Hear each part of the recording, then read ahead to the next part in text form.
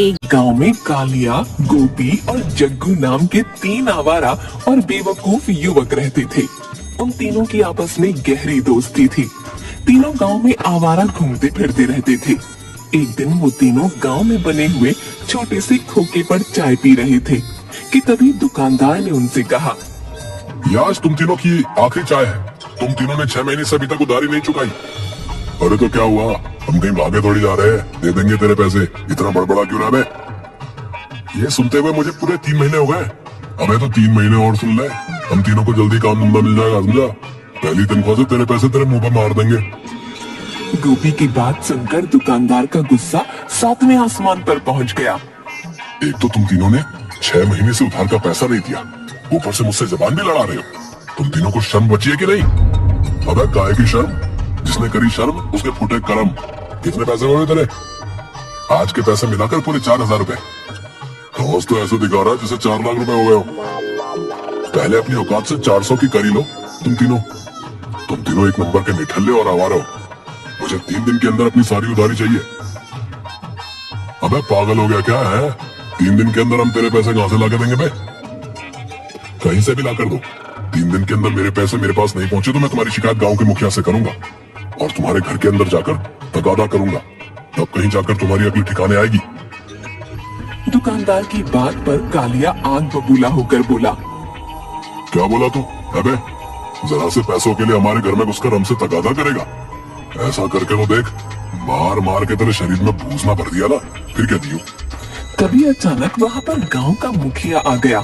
उन चारों को आपस में झगड़ते देख मुखिया कड़क कर आवाज में बोला, क्या हुआ, तुम चारों आपस में झगड़ा क्यों कर रहे हो बे?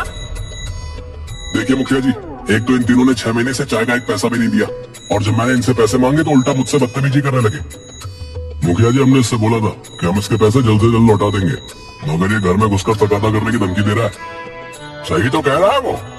हमें थोड़ा सा वक्त चाहिए मुखिया जी। ये हमसे बोल रहा है कि 3 दिन के अंदर पैसे चाहिए। भला हम 3 दिन के अंदर पैसे कहां से ला कर देंगे?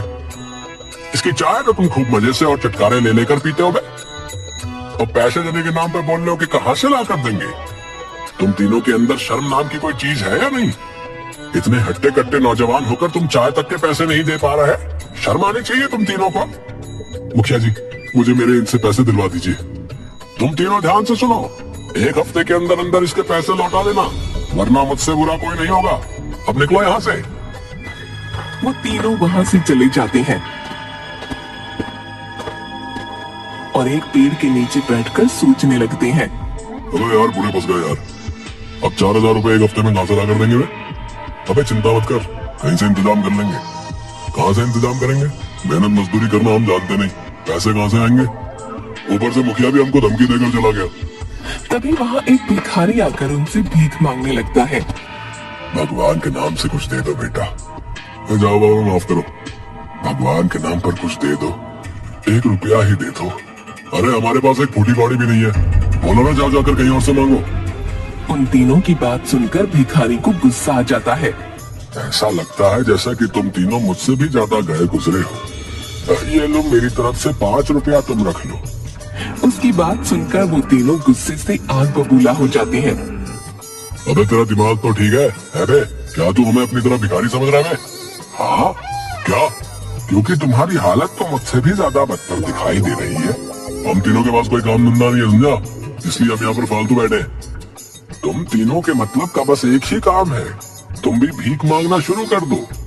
लेकिन याद रखना, तुम्हें कोई भीख भी नहीं देगा, क्योंकि भीख भी देख कर दी जाती है। और तुम तीनों तो हट्टे कट्टे मुस्तंडे हुए हो, लानत है तुम पर। ये कहकर भिखारी वहाँ से चला गया। अरे यार, अब तो भिखारी भी हम लोगों के मुंह पर भला बुरा बोलकर जाने लग गए और ऊपर से हमें भीख मांगने की सलाह देकर गया। जग्गू उन दोनों की बात सुनकर कुछ सोच कर बोला, वैसे कुछ गलत बोलकर नहीं गया, काम बुरा नहीं है। अबे तू पागल हो गया क्या?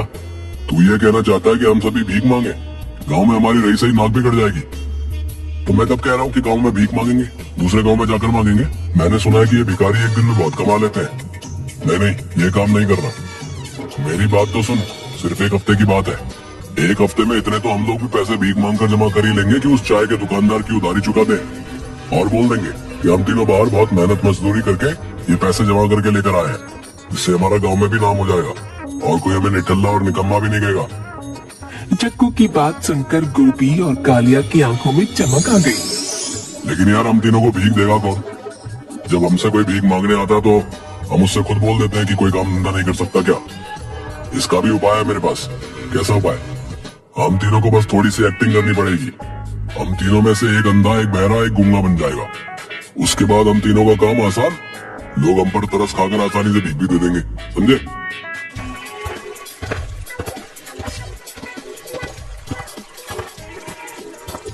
वो तीनों दूसरे गांव पहुंच गए। कालिया गूंगा, गोपी अंधा और जग्गू बहरा बन जाता है। उस गांव में एक व्यक्ति एक दुकान पर खड़ा होकर समोसे खा रहा होता है। हम तीनों एक साथ जाएंगे तो हो सकता है कि हम पर शक हो जाए। सबसे पहले मैं जाता हूँ। कालिया उस व्यक्ति के पास जाकर गूंगे की एक्टिंग करके भीख मांगने लगा, मगर उस व्यक्ति के पास जाकर कालिया ये भूल गया कि उसे गूंगा बनकर भीख मांगनी थी। भगवान के नाम पर कुछ दे दो बाबा, मैं जन्मजात गूंगा हूँ। कालिया की बात सुनकर वो व्यक्ति बुरी तरह से चौंक गया। अबे जब तू जन्मजात गूंगा आया तो फिर बोल कैसे रहा है? कालिया को अचानक ध्यान आया कि उसे तो गूंगे की एक्टिंग करनी थी और फिर वो अचानक से गूंगे की एक्टिंग करने लगा। जबा जबा चबा। कालिया को देखकर वो व्यक्ति समझ गया कि ये इंसान झूठा है। अबे पागल समझा क्या? साले अट्टा कट्टा होकर गूंगा बन के भीख मांग रहा है? मारो भाई सब इसको मारो। इतना कहकर वो कालिया को बुरी तरह से पीटने लगा और आसपास के लोगों ने भी कालिया पर हाथ सेक दिए। कालिया दर्द से कराहता हुआ अपने दोस्तों के पास चला गया। अबे उन लोगों ने मुझे बहुत मारा बे, पीट पीट कर मेरा बुरा हाल कर दिया। अबे बेवकूफ, तुझे गूंगा बनना था। तूने कभी सुना है कि ये गूंगा ये बोल रहा है कि मैं जन्मजात गूंगा हूँ? तू तो कड़ी का एक्टर है। अब देख, मैं जाता हूँ, सीखना मुझसे कुछ। देख उससे कैसे पैसे ऐड कर लेके आता हूँ, देख। इतना कहकर गोपी उसी व्यक्ति के पास चला गया। भगवान के नाम पर कुछ दे दे बाबा इस अंधे को। मेरे घर में मेरी बीवी और बच्चे 2 दिन से भूखे हैं। उस व्यक्ति को गोपी को देखकर बड़ा तरस आया। वो अपनी जेब से 100 का नोट निकालकर गोपी को देखकर बोला, कहाँ रहते हो तुम? पहले तो तुम्हें इस गांव में कभी नहीं देखा। मैं यही पास के गांव में ही रहता हूँ बाबूजी। क्या तुम पैदाइशी अंधे हो? नहीं बाबूजी, कुछ वक्त पहले मजदूरी करते समय दीवार मेरे ऊपर गिर गई। मेरे पास इलाज कराने के लिए पैसे नहीं थे और मेरी आंखें चली गईं। तुम घबराओ मत, अगर तुम्हें और भी पैसों की जरूरत हो तो तुम मुझसे मिल लेना। लेकिन मैं आपसे कैसे मिल सकता हूँ बाबूजी? मैं तो देख ही नहीं सकता। मेरा नाम रामू है, मैं यहाँ का मुखिया हूँ। तुम किसी से भी बोल देना कि मुझे गांव के मुखिया से मिलना है, वो तुम्हें आसानी से मेरे पास पहुंचा देगा। अचानक गोपी ने देखा कि उस दुकान पर एक बड़ा सा सांप बैठा हुआ था, जो धीरे धीरे करके गोपी और मुखिया की ओर बढ़ रहा था। गोपी चिल्लाता हुआ बोला, सांप सांप सांप, अरे भागो सब यहाँ से, यहाँ पर एक बड़ा सा सांप है। गोपी की बात सुनकर दुकान में हड़बड़ी मच गई। लोगों ने तुरंत उस सांप को पकड़कर मार दिया। तुम्हारा बहुत बहुत शुक्रिया भाई, अगर तुम मुझे नहीं बताते तो मेरा यही काम तमाम हो जाता। अचानक मुखिया के दिमाग में एक विचार तेजी से कौंधा, लेकिन तुम तो अंधे हो ना, फिर तुमने सांप को कैसे देख लिया? वो मुझे सांप की आहट सुनाई दे गई। मुझे पता लग जाती है जब सांप आता है। मुखिया गुस्से से आग बबूला हो उठा। झूठ बोलता साले, अंधा बनकर भीख मांगता है, तुझे शर्म नहीं आती? एक तो वैसे ही अभी पीट कर गया था, अब तेरी बारी है, मारो इसको। इतना कहकर सभी लोग गोपी को मारने के लिए बुरी तरह से जुट गए।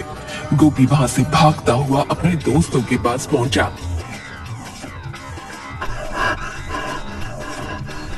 तू तो बड़ी बड़ी डींगे आन कर गया था, आ गया मार खाकर। अरे यार, एक्टिंग तो मैंने सही की थी, लेकिन बोलना मेरी मजबूरी थी। अगर नहीं बताता तो वो सांप मुझे भी डस सकता था।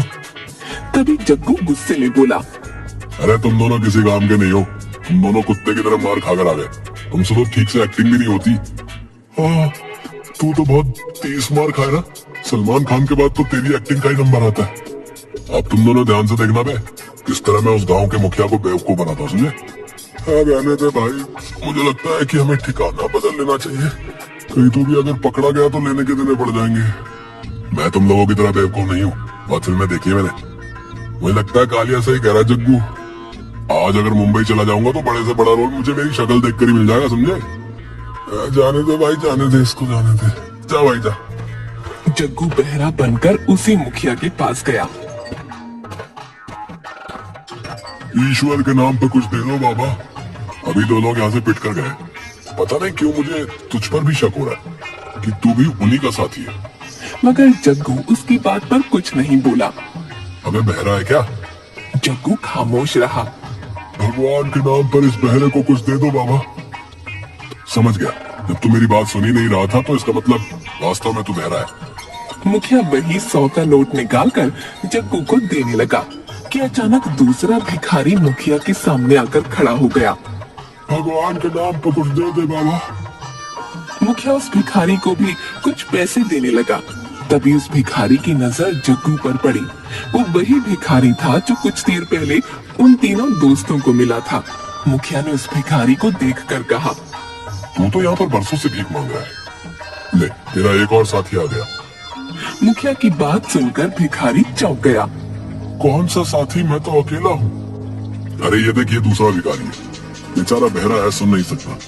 पागल हो गए हो क्या मुखिया जी?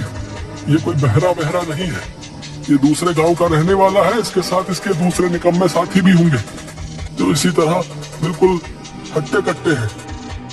उस भिखारी की बात सुनकर मुखिया गुस्से से आग बबूला हो गया और उसने एक चांटा जग्गू के कान पर जड़ दिया। इसका मतलब तू भी धोखेबाज है। भिखारी की बात पर जग्गू का गुस्सा भी आसमान पर पहुंच गया। गुस्से में वो ये भी भूल गया कि उसे यहाँ पर बहरे की एक्टिंग करनी थी। झूठ बोला ये भिखारी। आप किसी से भी पूछो, मैं जन्मजात बहरा हूँ। अगर तू जन्मजात बहरा है तो फिर तूने इस भिखारी की बातें कैसे सुन ली बे? मुखिया की बात सुनकर जग्गू वहाँ से भागने लगा। मुखिया ने चिल्लाकर सभी से कहा, पकड़ो इस नौटंकी बाज को, जरूरी अपने उन दो साथियों की ओर भाग रहा होगा। जग्गू भागते हुए अपने दोस्तों के पास पहुंच गया, लेकिन उसके पीछे पीछे सभी गांव वाले पहुंच गए। यही है वो तीनों नौटंकीबाज जो भीख मांगने की एक्टिंग कर रहे हैं। इन लोगों की वजह से ही बेचारे जो असली भिखारी होते हैं उन्हें भी भीख नहीं मिल पाती। मारो इन सबको, मारो मारो। सभी गांव वालों ने उन तीनों को पीट कर उनका बुरा हाल कर दिया। वो तीनों फटे हुए कपड़े लेकर अपने गांव वापस आ गए। भाई कल से मजदूरी पर चलेंगे हम तीनों, आए नहीं तो एक हफ्ते बाद हम अपने गांव में मुखिया के हाथों भी पिटेंगे भाई। तू सही कहता यार, आए तुम दोनों की बात सही है। हम तीनों को अब कोई काम धंधा ढूंढ लेना चाहिए। अयो। इसके बाद वो लोग सुधर गए और मेहनत से कामकाज करने लगे।